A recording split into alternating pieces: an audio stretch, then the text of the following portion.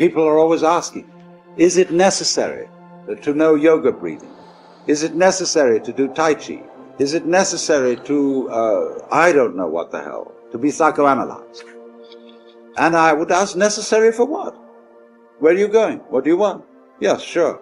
If you want to get to New York, it's necessary to take the highway. But where are you going? What do you mean necessary? Well, is it necessary for becoming a Buddha? Anybody want to be a Buddha? Do you know what it means to be a Buddha? How do you know you want to be a Buddha if you don't know what a Buddha is? People think, well, it would be nice to have peace of mind, to be serene, to be calm, to be undisturbed by this, that, and the other. But you see, so long as you make all those things objects of desire, you are defining yourself as lacking them. And a person who is looking for peace is obviously in turmoil. A person who is looking to end conflict is in conflict. And so the more you strive to stop the interior commotions, the more you are stirring them up. You are smoothing the waters with flat irons. So then then comes up the people who say, all right, now, if you are going to tell us that meditation is not necessary, that it's all here and now, then why do you meditate? Why do you have religion at all? Why do you have rites? Why do you chant? Why do you do this, that, and the other? Why do you even talk about it? And my answer to that is, there is no good reason for it whatsoever. This is a form of joyous energy. And it's a form of dance. It's a groovy thing to do. There are all kinds of groovy things to do, and to everybody according to his taste.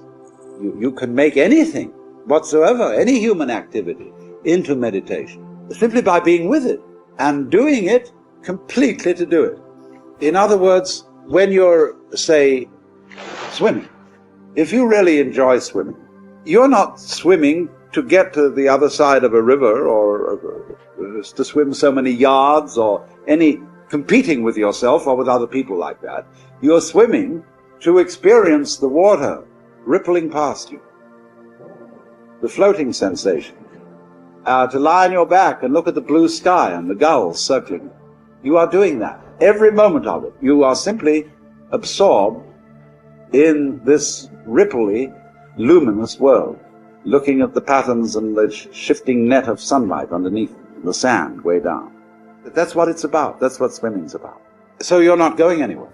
Getting together and chanting together is what a lot of people do when they don't have television to look at.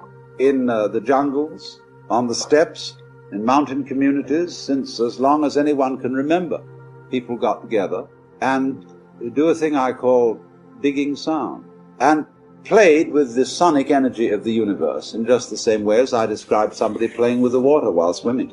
And these people, when they do that, they don't worry about where they're going or what their destiny is, or any nonsense of that kind, because they're completely alive. So to understand all that I'm trying to say, I would like to see if you could change your basic notions of economics. And I mean the economics of energy.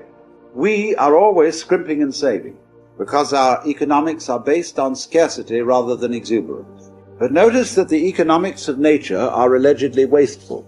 They're based on exuberance. Many more seeds than are necessary for trees. Many more spermatozoa than are necessary for people.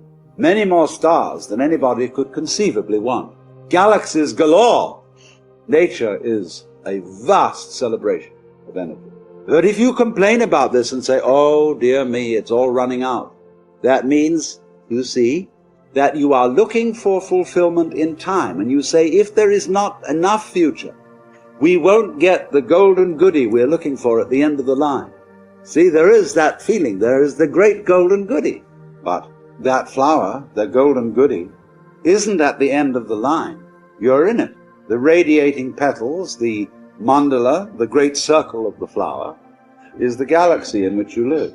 It is the whole universe radiating around you in which you are. And this radiation is also cycling. It's the dance in which you're involved. If you'd only realize that the purpose of life is not in the future. And if you think it is, you'll go on and on and on looking for it there and never find it. Because the future in its own way fades out in the same way as the past fades out. You get older and older and older, and if you don't come crash, you just peter out. It wasn't there. And you may feel vaguely cheated about the whole thing. You were given the come on, that there was something coming. There was that thing at the end of the line, the golden goody. But you've been sitting in the middle of the golden goody all the time.